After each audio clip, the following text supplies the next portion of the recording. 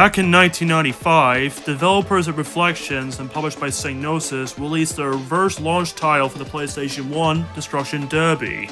One of the early successful games for the system due to its impressive car combat, visual and gameplay. A year after the first game, they made Destruction Derby 2 that improves everything for the first game, including better crashes and the physics being enhanced. And it was a bit more successful to the first game. And soon after they developed the Destruction Derby games, they decided to move on to other projects. They made their last racing game they ever made, which is Monster Trucks, and the other one that people know the most, that being the Driver games. And in the year 2000, the developers at Studio 33, the developers behind the F1 games, made their own version of the Destruction Derby game, that being Destruction Derby Raw.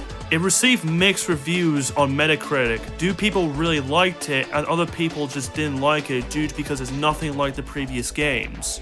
Then till 2004, a few years after the PS2 launch, Studio 33 made the only game that's only exclusive to the system. This is not only the only Destruction Derby game that was released for the PlayStation 2, but this is also their very last game before they shut down in 2006. Now despite it though, I do have some bit of high expectations with this game, despite the fact this is the very last game in the franchise. Well, even though it does receive bad reviews, despite the fact it's nothing compared to the other games, and people say it's definitely nothing like a Destruction Derby game. But even that, it does receive some fans, especially people do really like the game as it was. But the question is though, is Studio 33's last game good? Well, pull up your seatbelts because we're about to find out. We take a look back at Destruction Derby Arenas for the PlayStation 2. As you start up the game, you presented a slideshow and then start right to the title screen, with no intro. Which I find a bit strange, despite the fact that 3 games, including Destruction Derby Raw, even has an intro from the start. But anyway, after you create your profile, you come across the 4 game modes you can select. Championship is your typical tournament mode, where you go for 3 races and a demolition derby at the final round. Record Race is a bit of a practice mode. Destruction Bowl is your demolition derby where you take down opponents, and a new feature added to the game, Online. Now sadly, I would like to show you it, but I don't have the online converter thing for my PlayStation 2. So, I mean, there's already a video on it anyway on YouTube, so go check it out if you're interested. But for this review, it's always going to be focused on the single player content.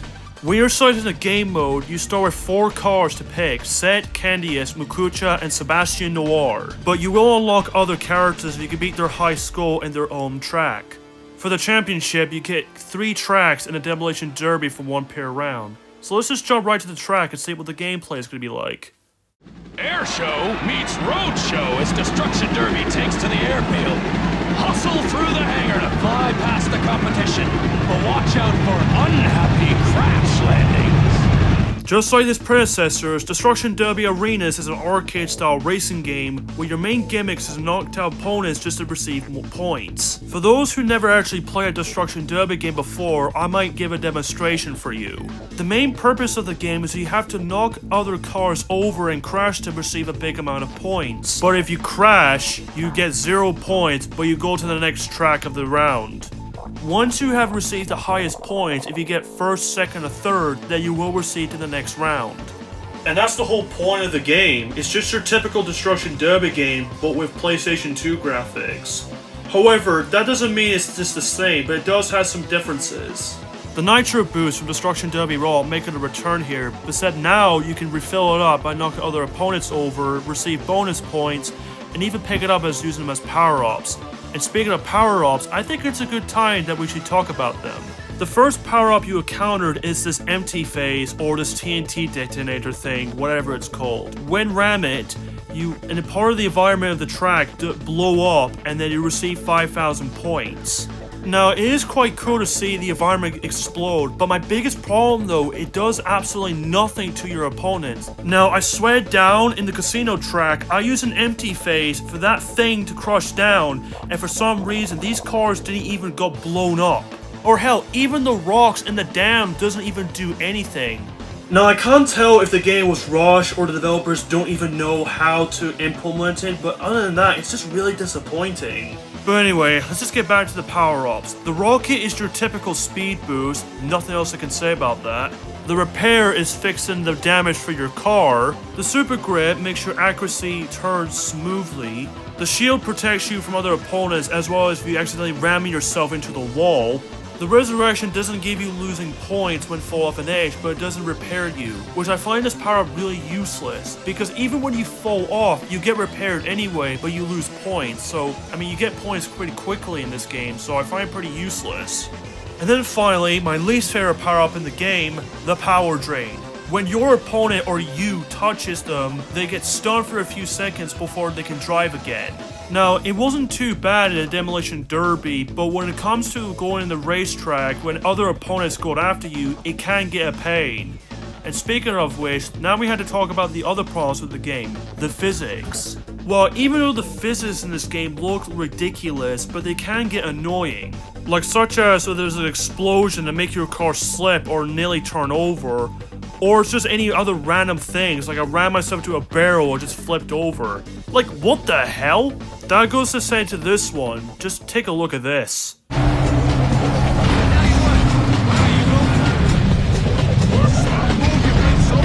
I guess you can say it looks majestic, but it looks ridiculous at the same time. I find the tracks in the game not really that great, honestly. They're not terrible, but they're just not really awesome by any means. I would say the only good tracks in the game I find them fun are the Airfield, Steelworks, Harbor, and Casino 2 Double or Quits. These are somehow the only tracks I find them really fun, but the other rest of the tracks I find them look bland and just really short. They're not really terrible, but they're just pretty simple tracks. There are some bits in the part of the track that feels like it was copy and paste like the South Central tracks. But to be honest, they're not the terrible ones. I would say there's 3 really bad tracks in the game. For the subway, my only problem with this track is that, as I said with the physics, you can easily slip. The dam is quite an awkward track, even though there are some parts it does look cool, but it's just a part where you can actually crush through these gates, as well as you can't even make the jump, even without a boost with a big edge. And again, the random physics again, kind of annoying. But I would say the worst one by far has to be the under construction. The main problem is not only, as I said so many times with the physics, it's some of these parts of the track. Like, there are tiny times you could get stuck on these iron bars, and there's even one time that you can even get stuck on these parts.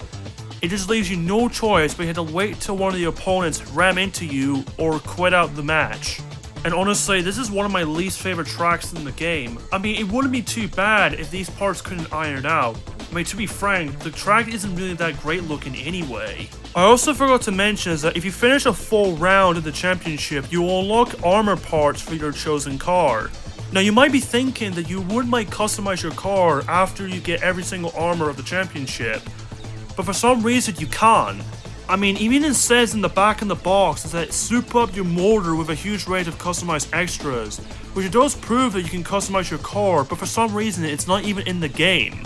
And honestly, it feels pretty disappointing because it would be really cool to see that in the game where you can customize your different types of car part armor. But for some reason, I feel like that's just a 1-minute change before the game release or something. The developers had to get rid of that. I would say the most fun part about this game has to be the Destruction Bowl. The reason for this is because some of these arenas are actually a lot of fun to play on. I would say my favorite one has to be the Coliseum, which I can't tell this might be a throwback to the Coliseum from Destruction Derby 2. And my other favorite arena has to be the Rough Justice, just because of the really big spike wrecking ball. There are a couple arenas that are actually quite fun, despite the fact they're not really my favorites, like Titan, Redline, and B-Movie. Man, this stage looks really cool.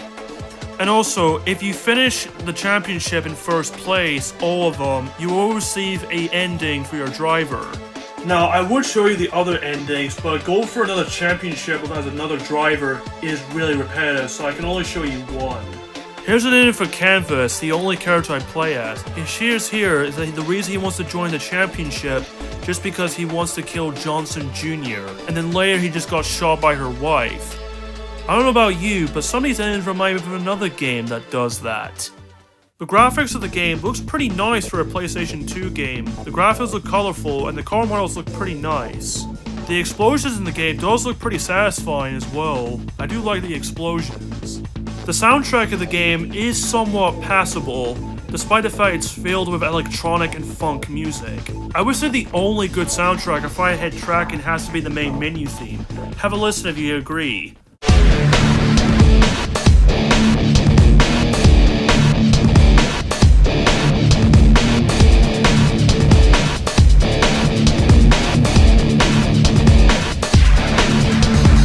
This game also has voice acting as well. Characters do actually spoke when you ran them over when they make insults to each other.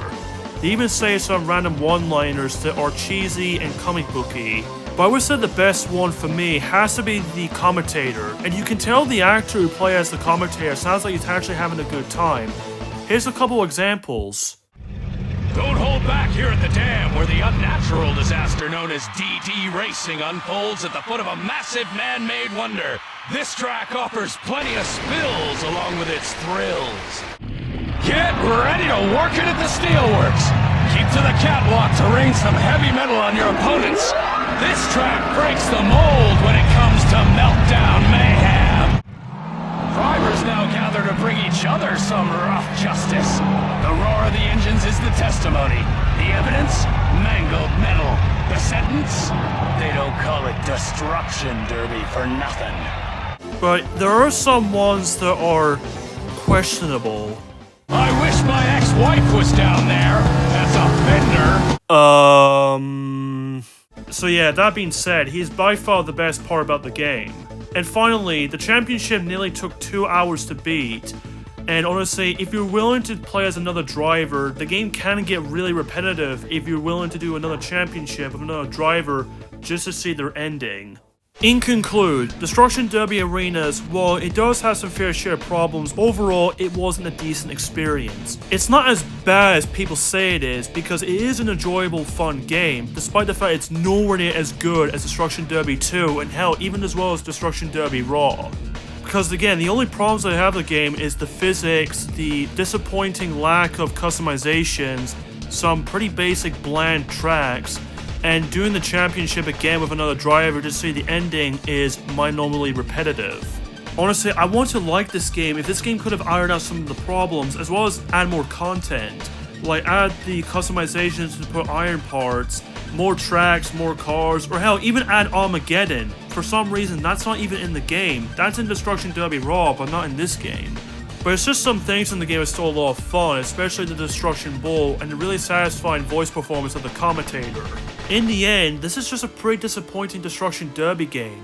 You would think this game will get a bit more improvement because it was released on the PlayStation 2, but because of the lack of content and pretty bland tracks, and even with some bit of physics, this feels like this is a sad end to the franchise. Despite the fact this is the weakest game in the series, I do somewhat would recommend it to others if you're a big fan of racing games or Destruction Derby.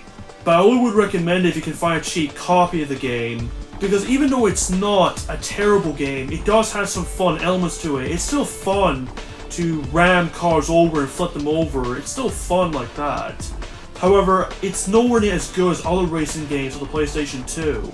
But if you want to play a much better Destruction Derby game, I recommend Destruction Derby 2. It's by far the much better game in the series. Or if you want to play a much better racing game for the PlayStation 2, Burnout 3 Takedown is a much better choice. And that concludes my review of Destruction Derby Arenas for the PlayStation 2. I want to thank you for watching this video.